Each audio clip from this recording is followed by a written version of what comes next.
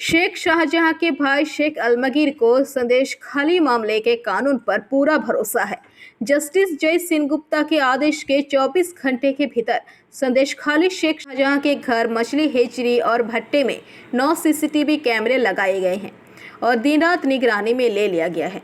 कौन आ रहा है और कौन जा रहा है, इस पर निगरानी रखी जा रही है। पुलिस सुरक्षा स्थापित कर दी गई है। फिर आज कोर्ट की निगरानी में एक सीट का गठन किया गया है, जहां कहा गया है कि जांच आईपीएस रैंक के पुलिस अधिकारी और सीबीआई के उच्च पदस्थ अधिकारियों सहित राज्य के उच्च पदस्थ अधिकारियों की देखरेख में जारी रहेगी। 12 फरवरी तक कोर्ट की रिपोर्ट सौंपी जाएगी। इसके बाद शेख शाहजहां के भाई शेख अलमगीर ने कहा कि राशन भ्रष्टाचार मामले में शेख शाहजहां का नाम सामने आ रहा है। हमें कोर्ट के फैसले पर पूरा भरोसा है। हम स्वीकार करते हैं कि कानून से ऊपर कोई नहीं है। कानून कानून का पालन करेगा। দেখুন, আমি বারবারের মতো বলেছি যে আমরা আইনের ঊর্ধ্বে কেউ নয়।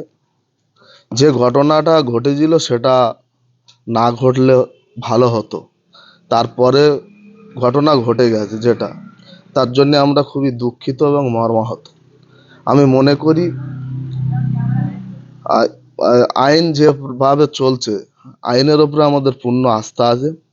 যে মহামান্য আদালত একটা সিট গঠন করার কথা বলেছেন, তারা নিশ্চয়ই, যারা তদন্তকারী অফিসাররা, তারা নিশ্চয়ই সঠিক তদন্তটা করবেন এবং সঠিক নির্বাচন করে দোষীরা সাজা পাবে। এবং সাথে সাথে শেখ শাহজাহান যদি রেশন কেলেঙ্কারিতে দুর্নীতিগ্রস্ত হয় বা কোনো রকম জড়িত থাকে, সেটাও সত্যিটা নিশ্চয়ই বেরিয়ে আসবে।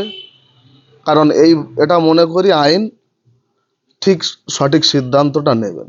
আমি এখনো পর্যন্ত তার ছোট ভাই হিসেবে আইনের ওপরে আমরা পূর্ণ আস্থা রাখছি। কারণ যেভাবে একের পর এক বিভিন্নভাবে যখন শুভেন্দু অধিকারীরা বসিরহাটে এসে তারা বলছে শেখ শাহজাহানকে দেখে নেব, তার পাতাতাড়ি গুটিয়ে দেব, তার ঠিক কয়েকদিন পরেই যখন ইডি বাড়িতে আসে, সেখানে একটা প্রশ্ন কিন্তু সাধারণ মানুষ, শুধু আমি কেন, সাধারণ মানুষ, এই সন্দেশখালী মানুষের মনে থেকেই যায় যে তাহলে কি এটা পূর্ব পরিকল্পিত, না এতে কোনো রাজনৈতিক সাজেশ আছে। অতএব এই জায়গায় দাঁড়িয়ে আমরা মনে করি এই যে সন্দেহ মানুষের, এই যে সন্দেহের তীর, সেটা আমরা আইন অবশ্যই সেটাকে পরিষ্কার করবে। কাউকে এইভাবে মিথ্যেভাবে কালিমালিপ্ত করা যায় না। যার জন্য আমরা আইনকে এখনো পর্যন্ত, আইনের ওপরে আমি বলছি কেউ নই আমরা।